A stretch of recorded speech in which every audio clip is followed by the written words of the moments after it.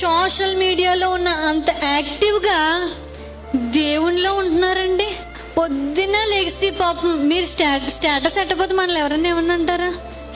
కానీ పెట్టడం తప్పు అనట్లేదు. స్టేటస్ పెట్టిన మనం అంతే యాక్టివ్గా ప్రార్థన చేస్తామా? కొంతమంది అనుకుంటున్నారు నేను స్టేటస్ పెట్టిన గొడవలేని పని అనుకుంటున్నారు.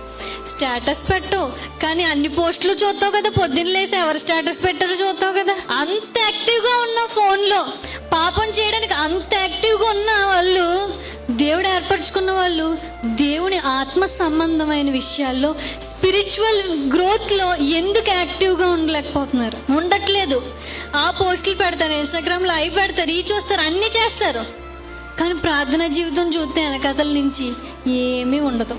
సోషల్ మీడియా అంతా తెలుసు, ఏది చేస్తే ఏమైపోద్దో తెలుసు, ప్రైవసీలు తెలుసు, సెట్టింగ్స్ తెలుసు, అకౌంట్లు తెలుసు, అన్నీ తెలుసు. కానీ ఆత్మీయ జీవితం పడిపోకుండా నిలబెట్టుకోవడం ఎలా అని తాపత్రయపడడం తెలుసా? కష్టపడడం లేదు.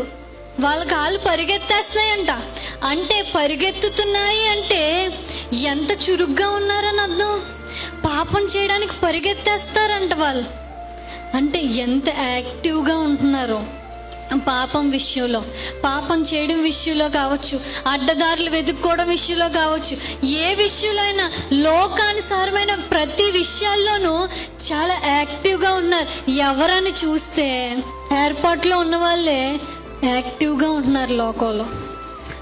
బయట వారికంటే ఈ యాక్టివ్నెస్ ఎక్కువైపోతుంది. ఇందులో ఎంత యాక్టివ్గా ఉన్నావో అందులో కూడా అంత యాక్టివ్గా ఉండు.